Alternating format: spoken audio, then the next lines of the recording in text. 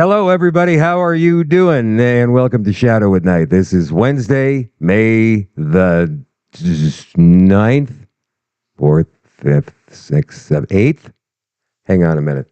I should, 8th, May 8th, 2024. That's something I really should memorize before I come on the air. I know, you're right. Welcome to the show. You know, as I woke up this morning and started planning for the show, I didn't realize we were going to be at the place where we got to. And you guys don't know where we are just yet, but I can describe it using one word, and that is weird. The show tonight is going to be weird, very strange. There's going to be some great stuff that's going to make you happy, and then there's going to be some stuff that's not going to make you happy, and then there's going to be some stuff where even you, who have gone down the deepest, darkest rabbit holes and managed to somehow find your way out, are going to go, what? Now, I usually save that stuff for the extension on shadowdavis.com, which happens on the website after 9 o'clock Central, and tonight will be no exception. There are some pretty funky, crazy things that I found out today. And you know, it's interesting. You guys, like I keep saying, I have the best viewers. I've got the best audience, I think, in the world, because you're so willing to share information with me. Some of it I use.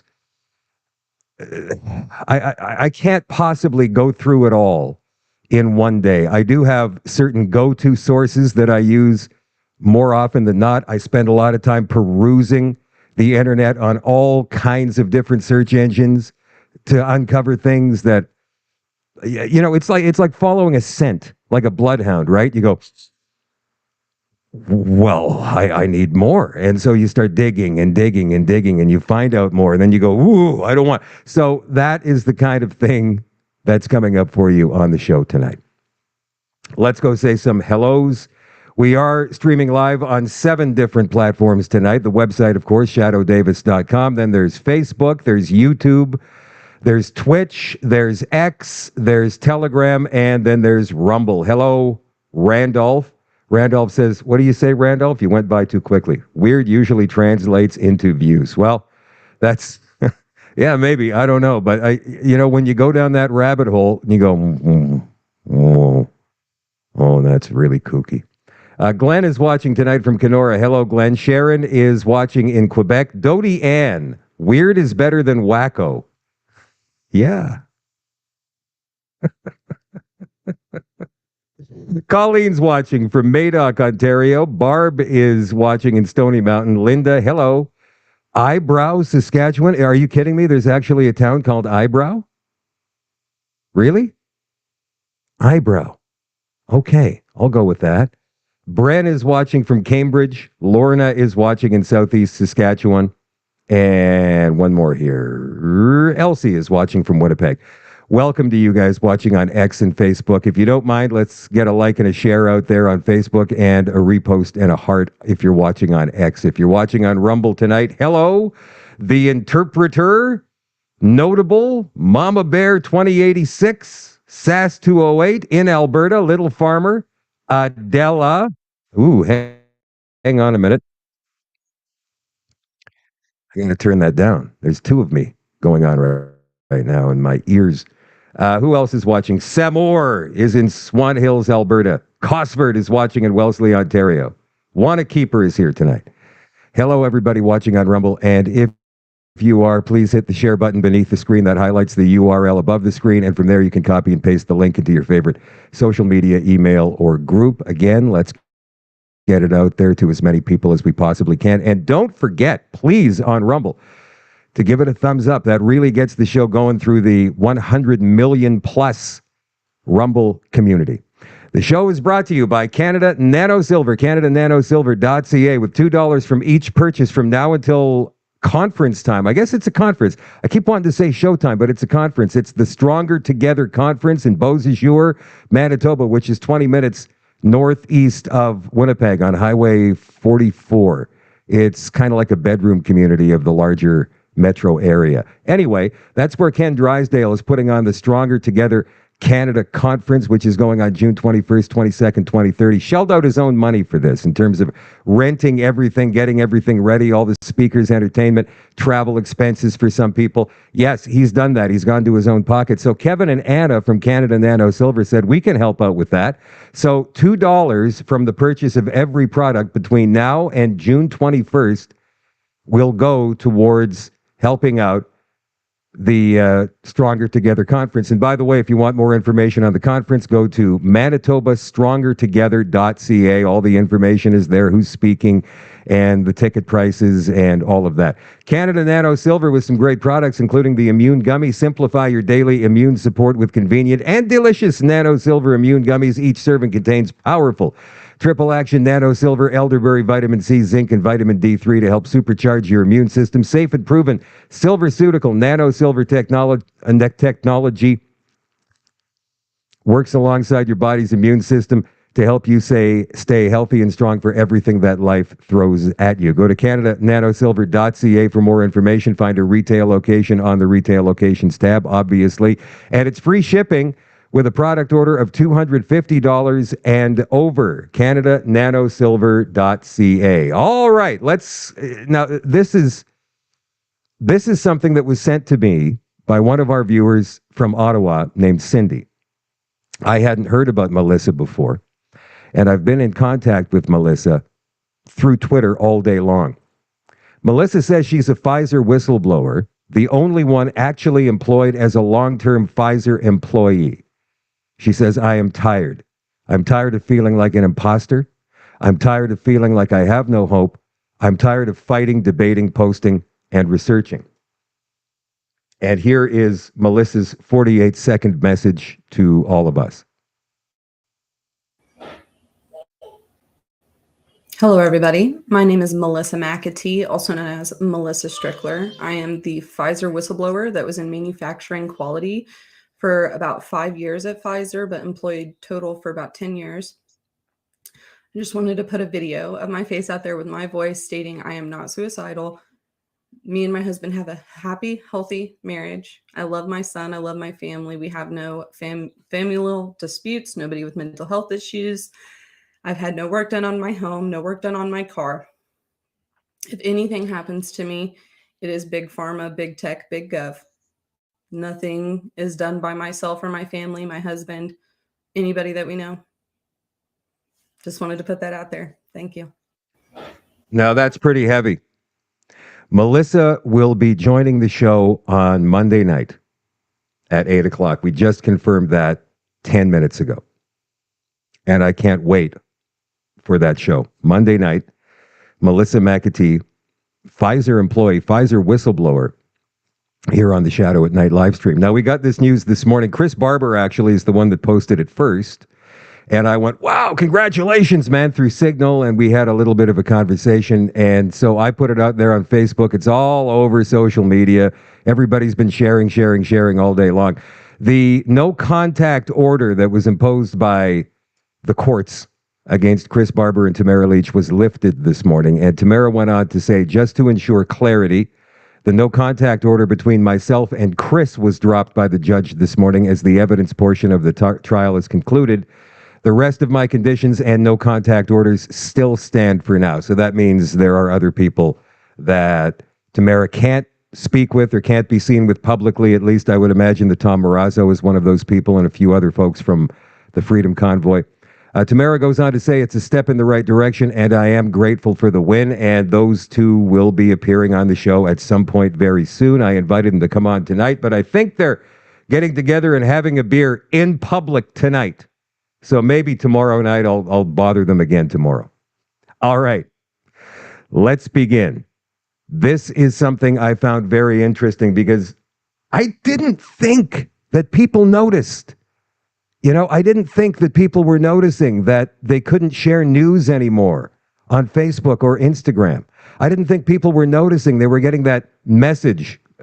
Canadian government no longer allows news sharing on this platform, because it comes up quite a bit when you try to put a link in. Now, I haven't done that in quite some time because it's been almost 6 months since this law has been in effect, and maybe people are only just starting to notice it now. Rich. And maybe it's because sports season is in full gear. Can you share sports links? I mean, that would classify as news, wouldn't it? Still news. Just because it's not political, it's still news. Anyway, this poll was done by Leger. So I found this interesting. Some of the key highlights they found in their survey of freedom of speech, and they surveyed both Canadians and Americans, is that around 3/4 of Canadians are comfortable expressing their personal views on government decisions, 76%. I found that interesting. On socially sensitive topics, 71%. I think those numbers are probably pretty high. People are obviously a little more boastful during a survey than they are in real life. And about certain political leaders, 71%. A lesser proportion, 63%, mentioned being comfortable expressing their views on certain minority groups in society. Most Canadians, 61%, think their opinions are mostly socially acceptable. 61%. While 19% think they're mostly socially unacceptable, and 19% don't know. Conservative voters are more likely to think their opinions are socially unacceptable. That would be 25%.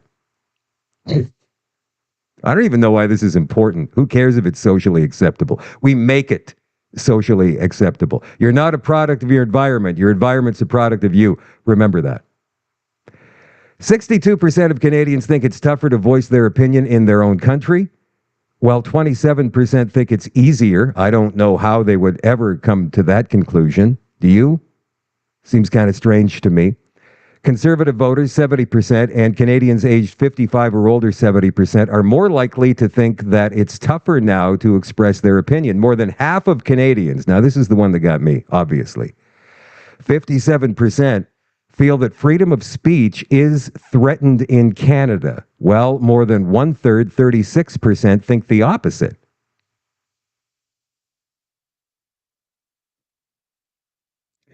Conservative voters, 76%, which, by the way, is the majority of Canadians now, are more likely to think freedom of speech is threatened.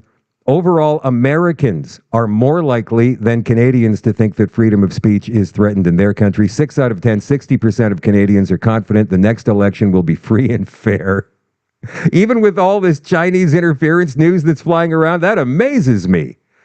Well, 29% are not confident. Conservative voters are more likely to not be confident about the next election. Just something I thought was interesting. I thought I'd throw out there for you guys. Now, to reinforce that, from the Epic Times, the billionaire owner of X, Elon Musk, called the proposed legislation, that's Bill C-63, by the way, a terrible attack on the rights of Canadians to speak freely in a post yesterday on X. Mr. Musk waded into the issue in response to an article about the new changes being brought in with the proposed legislation, and in response to psychologist and author Jordan Peterson, who also commented on the new bill. Mr. Peterson, an outspoken free speech advocate, called the legislation the most Orwellian piece of legislation ever promoted in the West. Mr. Musk, it's much, much worse than you've been informed, plans to shackle Canadians electronically if accusers fear a hate crime might be committed, that's what the bill says.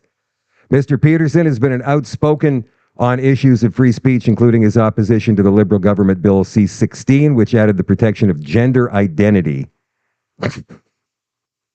and expression to the Human Rights Code and the Criminal Code. What do we got here? Oh, transgender actor Elliot Page, blah, blah, blah, blah, blah, blah, blah. So what does Musk say here?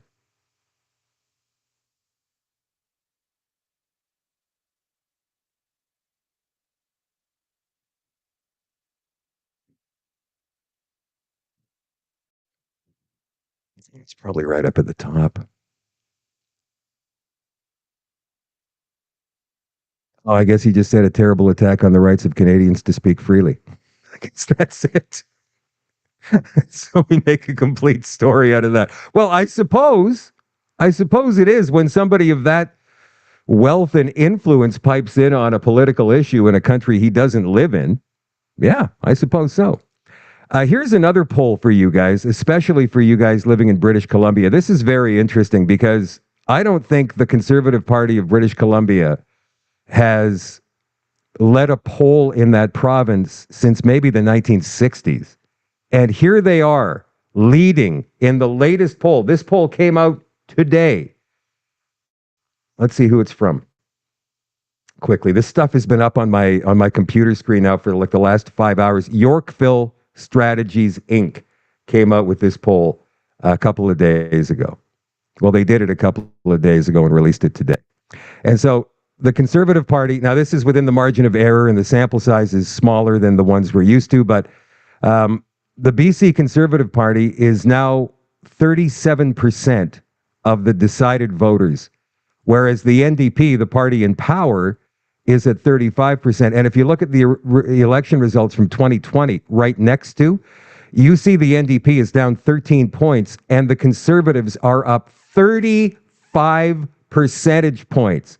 And then there's BC United in third place. This is formerly the BC Liberals, from 34% in the 2020 election down to 16% now and falling. And somehow the Green Party, I know it's BC, but still, double digits? Give me a break. The Green Party has got 12% of the decided vote in the latest poll. So again, Conservatives, 37%. Maybe BC is waking up. This is good news. Conservatives, 37%, NDP, 35%, BC United, the Liberal, 16%, and then the Green Party at 12%, and the undecided / would not voters are at 12%. So there's some good news for us.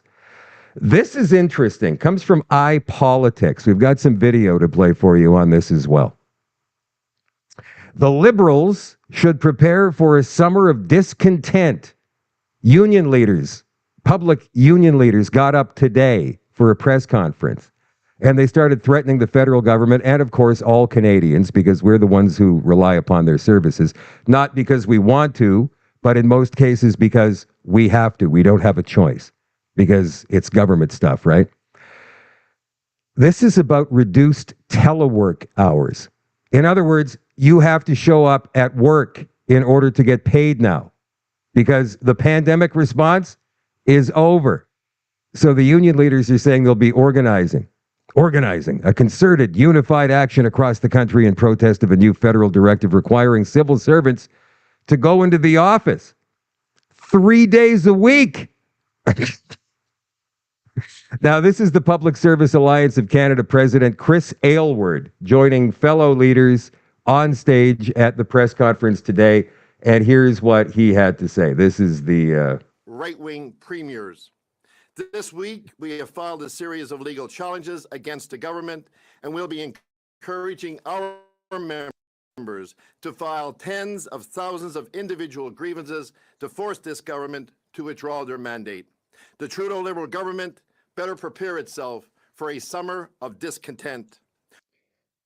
Before I let him continue here, I want to remind you again that this is about coming into work 3 days a week.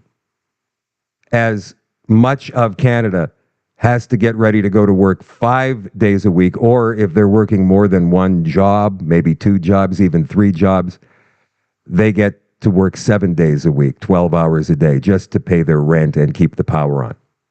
All right, that is the state of Canada right now, sadly, under this Liberal government. And these guys are, or you've got men out there and women doing very difficult manual labor, putting their lives at risk, working on roofs and high rises and all kinds of dangerous stuff in the blazing heat soon to be. They go and they do that every day for hours and they don't complain.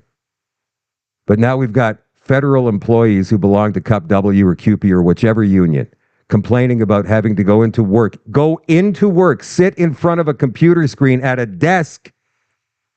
Just go in 3 days a week. Oh, no. We can't have that. So having said that, let's let this clown continue. Workers are incredibly frustrated and outraged, and they'll be taking to the streets and their workplaces in concerted, coordinated actions. Well, I hope it's not more than 3 days a week. They're not going to be able to make it. Go out and protest in the street? I don't think so. Across the country. Oh, no. We have to go back. Let's watch this whole thing now. Federal government's move to force federal workers back into ill-equipped and poorly maintained days a week is purely political and puts the services Canadians depend on at risk. Their unilateral, one-size-fits-all approach to hybrid work is completely anti-worker, violates the hard-won rights of federal employees, and fundamentally breaks the trust of workers and unions with the Trudeau Liberal government. Since Friday, more than 53,000 PSAC members completed our survey about the government's mandate. The results are stark and strongly support all of the research about the benefits of telework on workers' productivity, job satisfaction, and work-life balance, and the harmful impacts of mass commuting on the environment.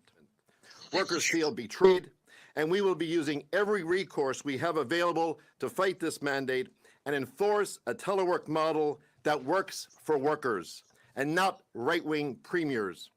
This week, we have filed a series of legal challenges against the government, and we'll be encouraging our members to file tens of thousands of individual grievances to force this government to withdraw their mandate. The Trudeau Liberal government better prepare itself for a summer of discontent. Workers are incredibly frustrated and outraged, and they'll be taking to the streets and their workplaces in concerted, coordinated actions across the country. All right, I want to see what you guys have to say about this, so I'm going to be looking at your comments. I'm going to throw the best ones up on the screen, so go ahead. Let's see what you got. Wow, there's a lot of you guys saying hello tonight.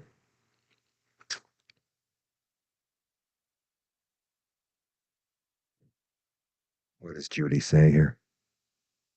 Let's see. They'll be protesting? Will Trudeau send in his police thugs and implement the Emergencies Act? Sick little a-holes. Every one of them. The environment? They can't use public transportation like everyone else. Hypocrisy at its yeah, that's about right. Naranda says pathetic.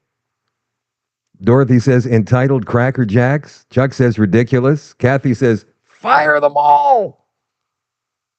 Brenda says disgusting, selfish. Like these, I remember years ago when I was working on corporate private radio, and we used to make fun of the federal workers because they had it so easy. And one of the federal workers took me aside and said, Shadow, it's not so easy. And I said, really, how so? And they went on and on to explain about the atmosphere inside of these places and how demoralizing it is to work there and just how it sucks the soul from you. And I said, why don't you just go find a job where you're going to be happier? And that person just looked at me like I had three heads. Like, what are you talking about? This is my career. I live for the government, but I hate them. My life is miserable, but I love them. You see, to me, that's Stockholm Syndrome. That is absolute madness. And they can't, maybe they have moments of clarity every now and again where they look in the mirror and go, I could be doing something different. But then immediately what happens in their brain is, now I'm too old to change. Now I've got bills to pay. I've got a family to feed. I've got blah, blah, blah, blah, blah. And so then they go back into that atmosphere, that ridiculous militant atmosphere. If in fact they have to go in at all. 3 days a week? Are you kidding me? It's just the craziest thing. How out of touch do these people have to be to stand up in front of the entire country at a press conference and say that going into work 3 days a week is too much? It's madness. It's madness. And I think that we should fire half of them. Just boom, right away. All right, you don't like it? You're fired. I will bust that union. I do not care. And if the courts say I can't, then I'll use the notwithstanding clause. And to quote somebody I absolutely can't stand from history, just watch me. Because this is enough already. The entitlement of these people, it's absolutely sickening. I'm sorry. I'm sorry if you have some kind of affinity for government employees. I certainly don't. And I think they get far, far too much. And now it's time to draw the line, period. We fire half of them immediately, and the other half will probably appreciate their jobs, wouldn't you say? At that point, whew, I better sit down, shut up, and get to work. And then the other half, all 750,000 of you, you can go find work in the public sector. And we're going to be bringing the public sector in, back into Canada, because we're going to get rid of these ridiculous taxes that the Trudeau government's imposed on all of you for the past 8 years. We're going to get this economy back to normal, get people back to work, get rid of this stupid globalist regime once and for all. It's about time. My God. These people live in la land. Now, this is an interesting story, I thought, because I brought up, remember last night I brought up the old story about the cops in Toronto recommending that you leave your keys in your mailbox, your car keys, so that the thieves don't have to break into your home to get the keys to steal your car, make it easier for them. The cops actually said that in Toronto. Well, here's a story from left-wing corporate media I thought was actually pretty cool about a Toronto couple stealing back a car that was stolen from them. Let's watch this one. Where were the police? That's what one couple is asking after their vehicle was stolen. They were able to steal it back after they say police never showed up to the location where they tracked it down. Jonathan Orlando and his partner Jake Windsor got a bit of a shock in late April. Woke up to a pile of glass on our driveway. Glass left behind from his Acura that was missing. Cops showed up, took the report. From there, it was kind of silent. Using the vehicle's app, the couple was able to track it down to this school parking lot in Etobicoke. They called police to let them know, and the couple went there at 2 p.m. To our surprise, no one showed up.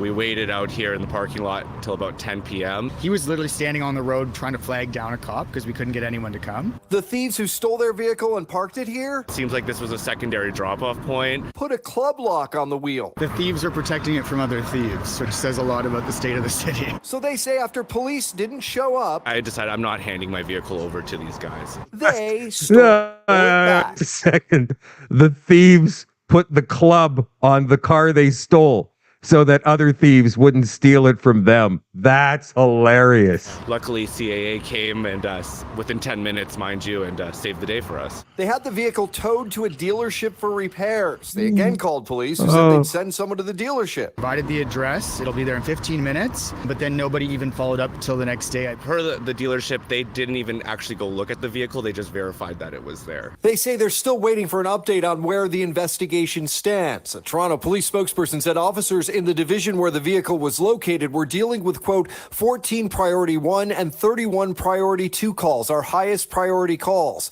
including assaults, a stabbing, multiple calls for people in crisis, and numerous break-and-enters in progress on the day the call came in. They say a located stolen vehicle is considered less of a threat, which led to the delay. While the couple understands police have their hands full, they say it doesn't explain why weeks later they still wait for an update on their investigation. I think it became evident they do not have the resources or the bandwidth to take on the volume of theft. This is why it's continuing to happen. Unless they are able to legally pursue the people who are responsible for this. As always, if you have an issue, story, or question you'd like us to look into. Yeah. Okay, so I'm wondering if the cops actually gave these two guys shit for doing what they did. You shouldn't have gotten involved. You could have been charged for theft. But it's my car. It doesn't matter. You stole it. What? That's how screwed up, upside down, topsy-turvy this world is right now, especially in woke Toronto. It's ridiculous. Oh, here's some more crazy for you. This is crazy. This is from Cosmin Georgia, our buddy who works for True North. He says, now CBC CEO Catherine Tate tells MPs at the Commons Heritage Committee to stop focusing on her bonuses. They kept asking her, how much do you get for a bonus? How much do you get for a bonus? How much do you get for a bonus? And she wouldn't say. But what she did say was, we need more money. And I can just reassure the committee members that our industry is in crisis, not just CBC Radio-Canada, but the entire industry. You've heard it from other witnesses. And rather than be over indexing on performance pay, I would urge this committee to think about what are the solutions for the future of domestic media in this country, not just public, private, news, entertainment, because we are in crisis. I've been in this business 40 years, and never before have I seen so great a pressure on our domestic industry. And it is very worrisome. We see people disappearing, companies disappearing, production houses shutting. It is extremely worrisome. It's terrible to lose one individual employee, let alone 140. Mm-hmm. And would you have any suggestions for some of those solutions that might be put forward that could be helpful for our community? Give us money. I could go on for hours, and I will let the minister give us money. We want more money. Reflection on that. I think sustainable long-term funding is one of the solutions, and I look forward to being able to converse with that panel when they are announced. Okay, that's enough. That's enough. You've got the head of an organization that gets $1.3 billion every single year from taxpayers. And she's sitting there in front of MPs from all over the country on committee, the Heritage Committee, begging for more. And not just for her and her CBC, but for all of the private media as well. Now, you can't really call them private anymore, can you? Can you? You can't call them independent anymore, can you? You know, when Justin Trudeau goes on these spiels, you know, when he's doing a press conference and a reporter asks him a question about funding this and funding that, and then he decides he's going to go off on an 8-minute diatribe and he starts talking about Diagolon and all that other stuff. And of course, the reporter will never hold him to account, interrupt him and say, would you just answer the question, please? And get into a good old fashioned like they do in the United States, right? I mean, have it out with the guy. Don't let him just go on, blah, blah, blah, talking about all of his liberal political talking points. Hold him to account. That's what your job is. But wait, if you are funded in any way by any organization, political or otherwise, then you can't call yourself independent anymore. You can't.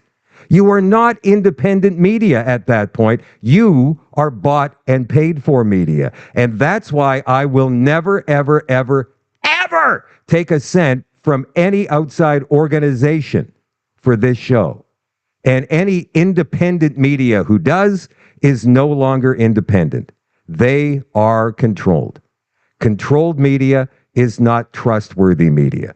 And I'm going to leave it at that. But I'll tell you what happened. And by the way, TNC, I'm not quite sure if they take money from any political organizations. The rumor is that they do take money from the Conservative Party of Canada. I can't be sure about it. But their reporting seems more fair than any other organization in this country in terms of right down the middle. Liberal MPs shut down committee after meeting CBC CEO refuses to disclose bonus. And the Liberals just said, nope, sorry, that's it. We vote to shut down. Of course, they have the majority with the NDP on these committees, and so that they can do that. They just, well, that's it for the day. Motion carried, boom. And there's conservatives sitting there with questions, valid ones they want to ask, but we can't do it anymore. And the Liberals keep doing this over and over and over and over again. House of Commons Heritage Committee meeting was abruptly halted by Liberal MPs after CBC CEO Catherine Tate refused to disclose her taxpayer-funded performance bonus, sparking a heated exchange with Conservative MP Rachel Thomas, who's been in the news a couple of times in the last week, got thrown out of the House of Commons in the last few days, and now this. Tate's refusal to divulge details about her bonus came under intense scrutiny during Tuesday's committee session, with Thomas pressing the CBC CEO for transparency regarding executive payoffs. When she was interviewed afterwards, not Catherine Tate, but Rachel Thomas, about maybe shutting down Radio-Canada, the CBC French language radio network, she paused before she answered and then said, no, we'll keep that. That's one of the things we will keep, but everything else is going to go. That is the Conservative promise to Canadians right now. Defunding the CBC, except for Radio-Canada. That's it. And so she paused on that question today. And of course, The liberals are all over her for that on social media, which is absolutely hilarious. Now, if you want to talk about liberal idiocy, this is probably the poster boy for it. If you're not thinking about Justin Trudeau, this guy is the MP from Kingston and the Thousand Islands, my old stomping grounds. I have a tremendous affinity for that area, and I'm so disappointed they keep voting in liberals, but they do. Mark Garretson is this guy's name. And the only reason that he holds political office, he used to be the mayor of Kingston, and now he's their MP. The only reason he holds political office is because of his father, John Garretson, who was the MPP for Kingston and the Thousand Islands years ago. So he's following in Daddy's footsteps. People recognize the name, and they put the X down beside it when it comes to voting day. So watch what happens to Mark Garretson, because the liberals are desperate right now. They don't want to talk about anything that's going to, in the House of Commons, that's going to make them look bad. So they bring up abortion again, somehow, some way. Watch what happens when this idiot starts talking about abortion. And Michelle Ferrari, who is the conservative MP for Peterborough, steps up. This is gold. On Friday, the member from Lanark Frontenac Kingston specifically said it will only be, he said, a common sense conservative government would use a notwithstanding clause only on matters of criminal justice. Well, performing an abortion back in the 90s was considered a crime. Can this member, listen, she can very, very, very easily put my concern to rest by answering this question. Can this member categorically say that a future conservative government would absolutely protect a woman's right to choose and not use the notwithstanding clause on a matter such as that? Speaker, what a question coming from a man. Mr. Speaker, I would love him to tell me what to do with my uterus, because it's great. Let me tell you, through you, Mr. Chair, you will never tell me what to do with my body. And I will tell you this. You know the Liberals are losing real bad when they bring up abortion. We will never bring this up. And to that member opposite, if you're going to get up and talk about my reproductive rights, you better put a woman up and stop mansplaining to me. You can't.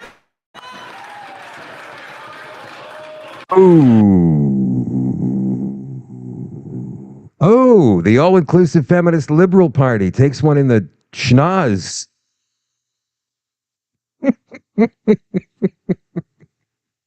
As much as I can't stand the expression mansplaining, I like the way she used that. I do have to say, although it almost became too much daytime talk show television for me. She almost did the head thing, like she was on The View or something. And Mark Garretson, I don't even know why the liberals let this guy talk anymore. I mean, you know what his nickname is in the Ottawa bubble? Homer Simpson. And not just because of the way he looks. Well, Mr. Speaker, I wonder if they can explain to me that if abortion is going to be in their mandate. Stupid. It's so stupid. Okay, Chris Cuomo yesterday. We had the story about how he's now claiming he's vaccine injured 3 years after shaming people who went ahead and said, no, we're not taking the vaccine. We don't know enough about it. It hasn't been tested properly. And what we're hearing now, it doesn't work anyway. It doesn't stop transmission. Doesn't stop anything. And it could be dangerous. So no, I'm not taking it. Well, don't you think you should do the right thing? We played that whole thing for you last night. Now, do you remember what these guys were saying about ivermectin? Because Chris Cuomo is now saying that he is, in fact, taking ivermectin because he's vaccine injured. So Stu Peters put this little thing together for us to watch today. Enjoy this. It's drugs golden. For animals and horse. And people telling them to. Oh my God. What person? You talk about cancel culture and who to shame. Ivermectin, a dewormer. Really? They are shaming themselves. No one has to shame them. They're shaming themselves. No, they need to be shamed. Yeah. They need to be called out and shamed, brother. I am taking a what do they call it? Like a regular dose, whatever. They're trying to build up of ivermectin. Ivermectin was a boogeyman early on in COVID. You couldn't talk about it. That was wrong. Ivermectin was never a boogeyman. They made it a boogeyman, or they tried to. For those of us who actually did a little research, we knew what ivermectin was. And now, I mean, I went off on him last night. I don't think I have to do it again tonight. Let's just finish listening to this clown. We were given bad information about ivermectin. The real question is why? Everyone's going to say Joe Rogan was right. No, Joe Rogan was saying, yeah, he was right. But that's not what matters. What matters is well, it doesn't matter that he was right. The community knew that ivermectin couldn't hurt you. They knew it, Patrick. I know they knew we knew it too. Now I'm doing nothing but talking to these clinicians who at the time were overwhelmed by COVID and they weren't saying anything. Not that they were hiding anything, but it's cheap. It's not owned by anybody, and it's used as an antimicrobial, antiviral in all of these different ways and has been for a long time. No, Chris, it's a horse dewormer. And all you had to do when you were given this bad information 3 years ago and decided you were going to go in front of your small-ish audience on CNN, relatively speaking to Fox, is do a little bit of research. Go ahead and punch up ivermectin. Let's see what comes up. And dig a little deeper than the first page instead of just reading what they give you to read on camera and then coming up with some opinion on what you were given to read. That is the most irresponsible journalism that I can think of. And it's not even journalism. I was thinking about this today, and I thought, what is journalism ultimately? When they sat there a couple of months ago saying, well, David Menzies is not a journalist. I don't know why people are referring to him as such. Well, yeah, he is a journalist. He is a journalist with integrity. He goes out, he gets the story. Just because you went to journalism school and you graduated from journalism school doesn't necessarily make you a journalist. You have to go out and you have to earn it. And I don't think the younger generation, I'm not talking just about journalism now. I don't think the younger generation today understands that. You have to go out and you have to earn it. Respect is earned. It's not just given to you. Justin Trudeau needs to learn this lesson as well, but I don't want to get too far off the beaten path on this particular story. Ultimately speaking, a journalist is somebody with integrity and somebody with an insatiable hunger for the truth, not somebody who goes on TV and reads political talking points like Chris Cuomo. And then 2 years later, when he's been fired from his job for other reasons on network, he goes off on some kind of independent. He's still not working for himself. He's working on somebody else's platform now, some other independent platform. But he's got a little more freedom to do the things that he should be doing. And so look at him. Listen to what he's saying now. And I wonder if anybody is paying him to say these things. Because I wouldn't trust this guy with a quarter at this stage of the game. Somebody asked me last night, Shadow, what if he apologized for everything he said before? Would that make you change your mind? My answer to that is absolutely not. No, I don't care if he apologizes. At this, it's way too late for that now. This guy was one of the reasons for everything that happened. If he would have, and others like him would have stood up and said, wait a minute, we're not reporting any of this until we have it verified as fact, none of this would have happened. It couldn't have. But the media has been complicit in this the entire time. And now he comes out and he says the right things. I'm sorry, Chris Cuomo. I don't believe a word you're saying. And guys, that's why when I say to you that I use verified facts. I can't go off on tangents. And if I do go off on an opinion tangent, it needs to be fact-based. Fact, actual proven fact. And if I get something wrong, I will admit it. Because that's too important to me. That is how you get and maintain respect and credibility in this business. Not by saying what somebody paid you to say. Hello, paid corporate media in Canada. Going right back to the Catherine Tate testimony at the Heritage Committee today. Speaking of the liberals, we told you yesterday that AstraZeneca has pulled their COVID vaccine worldwide because of blood clotting, even though that's not what the left-wing corporate media told us. They say it's because demand is down. We say BS. We hear that they're pulling it because of clotting issues. Well, this goes back 3 years. Christia Freeland, today I received my first dose of AstraZeneca vaccine. The best vaccine is the first one you're offered. Please don't wait. By getting vaccinated, we can save lives. Every single politician or influencer who did this should be jailed right now for assault, at the very, very least. Now, this is a good news story and a bad news story at the same time. Sardine News today picked up on this, and it was reported widely across Ontario, and then the rest of Canada picked up on it. 64 people charged in online child sexual exploitation probe by the OPP. So the Ontario Provincial Police, working with 27 police services in Ontario, has charged 64 people across the province in an online child exploitation investigation called Project Aquatic. Police said 34 victims ranging in age from infancy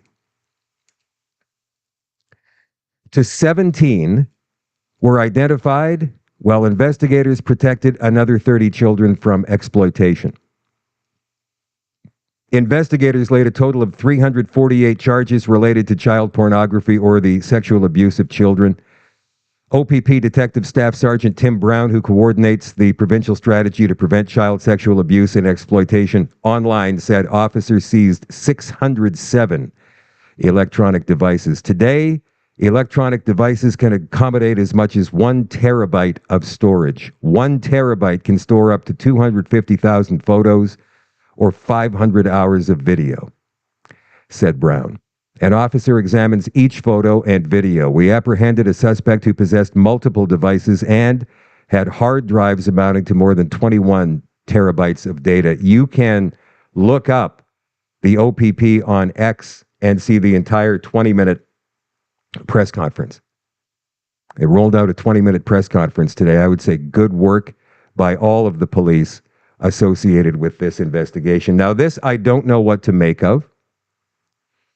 Vitaly and Bradley Martin, this is disgusting, but I don't know if it was set up or not intentionally.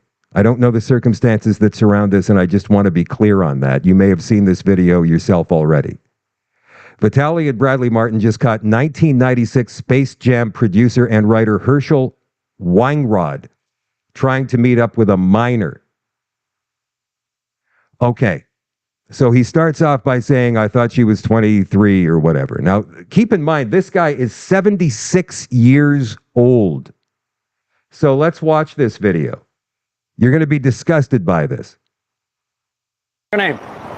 Oh, fuck. What's your name? Who are you? What's your name? Who are you? Why are you suing my fucking daughter? What's your name?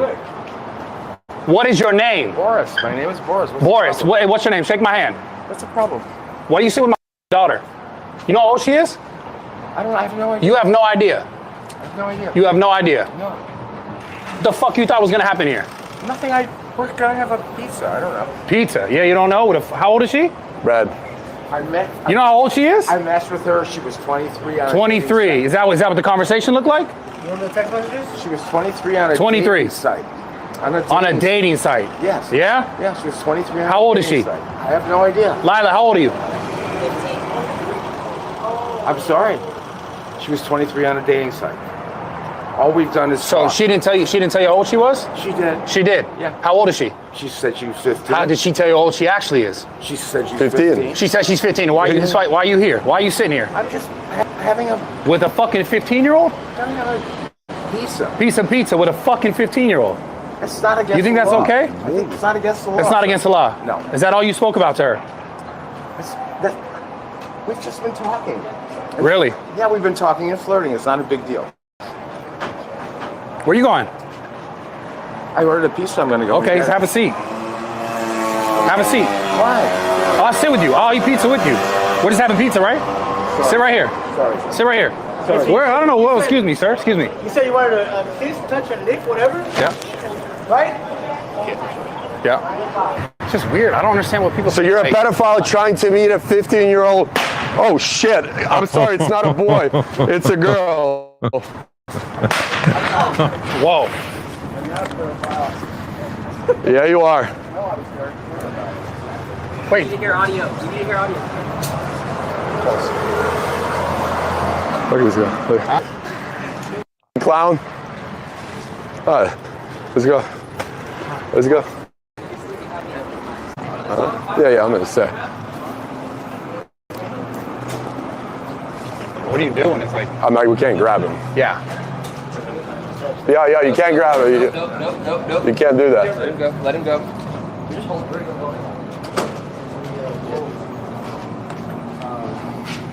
What do you guys want to do? You try to meet a 15-year-old. Trying to meet a 15-year-old. Okay, so what do you guys want to do in this case? In this case. Filming, or you trying to arrest him, or? Yeah, the cops are on the way. Yeah. Well, just let everybody know in your building at $1,000 Windsor, there's a pedophile that lives here. Yeah. Well, you guys have it on camera and everything, right? Okay. Not all evidence, man. Yes. If you guys come daytime at the office, they will help you. Whatever information you guys want. You know, Wow. I am only just today becoming familiar with those guys, and I believe they do that all across the United States. They set up these guys, but this time they got a movie producer. Guy did Space Jam in 1996 and a few other movies as well. He wrote on, which obviously gives us more evidence about that pedo ring in Hollywood. Harrison Faulkner of TNC is at the Make Europe Great Again conference in Hungary, I believe. And he had an interview with an actor from Sound of Freedom called Edward Verastegui. And it's kind of an enlightening interview. So we're going to play it for you, and then we're going to move directly to the extension on shadowdavis.com. So let's check this out Mr. here. Verastegui, what brings you out to the Make Europe Great Again conference? Well, I'm traveling around the world, talking about this issue, this terrible reality, which is child trafficking, which is my number one mission in life, is to end child trafficking. I commit with my life. I'm giving my life to end this, and started 9 years ago with the movie Sound of Freedom. And now that the movie's out all over the world, I don't want to, look the other way around and say, well, I did the movie's out, I did my work, I'm going to find something else. No, yes, I'm doing a lot of other things, but this is going to be forever. I'm never going to give my back to the children of the world. I follow this principle, which is a universal principle. Your children are my children, and I give my life to protect them. And I have not just to say it, I need to execute. So what I do, I travel around the world when they invite me. So I got an invitation to come here and to talk about these agreements that I'm signing with prime ministers, presidents, governors, because movies, they come and they go. If you don't do something to leave a legacy, a permanent legacy behind, then it was great, you raise awareness, you open the eyes of this problem, but that's it, you don't resolve it. So we need to do legislation. We need to do many other things. We need to inspire every parent to take care of their children, to pay attention to what they're doing, to what they're watching on social media, because child can be kidnapped in your own house, watching internet, talking to strangers, to maybe another kid, but maybe he's not a kid, maybe he's an adult using another kid. Next thing you know, they're exchanging pictures. Next thing you know, he's been threatened by the pedophile. If you tell your mother, I will kill your mother, I will kill you. Now these kids are kidnapped, traumatized, their purity and their innocence is gone. Next thing you know, only God knows. Imagine the worst. So I want parents to know that this is happening, because a lot of time they say, well, I don't want to know about this. this is too ugly, precisely because it's too ugly, precisely because it's too dangerous. You need to know because you have children and they are the target. You need to open your eyes. This is real. It's better for you to be scared and do something about it and nothing happen to your children than avoiding the conversation, and then later on something happened to your children and it's too late because you didn't want to talk about it. No, let's talk about it. Let's do something about it. Let's put pressure in government so they can do something about it. Everybody should be doing something about it, you know? Have you had any success or any impact on talking to potentially Canadian leaders on this issue? It's an underreported story in Canada, but this issue happens quite a lot in our smaller rural communities. Would you be interested in actually talking with Canadian leaders on this issue? Canada is some of the top countries around the world. Number one consumer of child sex in the world is the United States. Canada is in the top 5.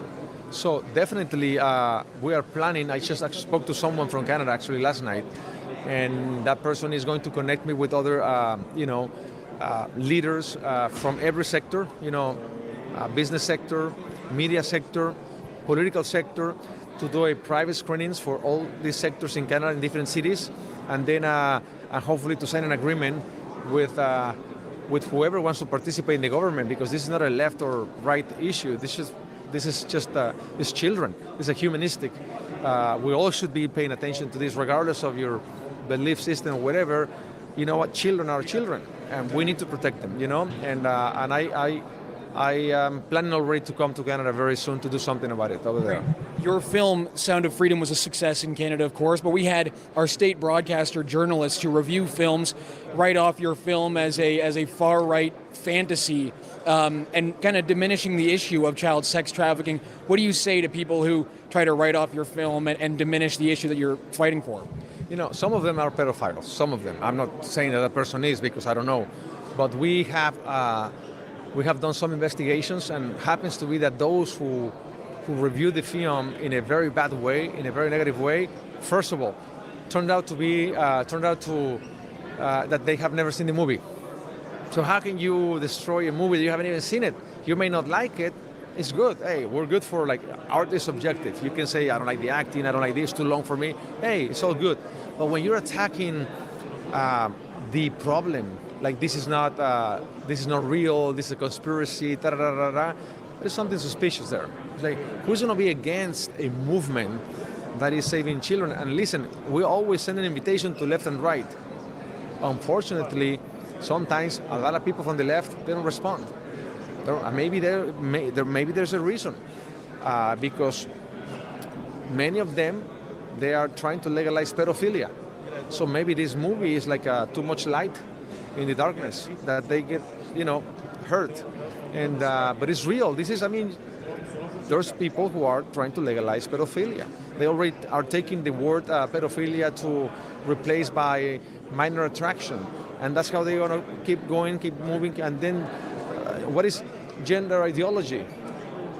Equals sexual abuse of children, because eventually, if you identify as a child, and now you want to play with another children, so they're very tricky, they're very smart, they're very sneaky, they're very evil, So I will always be with my eyes open if someone is trying to destroy this film not because of objective reasons, artistic reasons, but because of the movement. Many of them are involved in the crime. No question, no doubt about that. Again, he is absolutely correct, and I believe we have a couple of fronts to fight on. I think we need to get rid of ICLEI. And this is something that we talked about earlier this week. ICLEI needs to go, and we need to find some way to get these pedophiles out of our society. And they've embedded themselves in it. This one here, for example. Now, we're going to get to this in the extension. This is a video that was posted by Faye Johnstone, a dude who dresses as a woman and has won women's awards. And Faye feels we need the largest national 2SL blah, blah, blah advocacy campaign in Canada for 20 years because of the backlash against the trans movement. June is coming, my friends, and that is their month. At least we've let it be their month. And we're going to be seeing this everywhere. You're going to be sickened by all of this. And this is how bad it's gotten because we let it get to this point. It's on us. We didn't stand up and speak out. And so we have to, there's two, ICLEI and this. Of course, they are conjoined. They're all part of the same thing, the globalist agenda. And they're trying to destroy the fabric of our society so they can rebuild society in their image. But we have to stop them from tearing it down.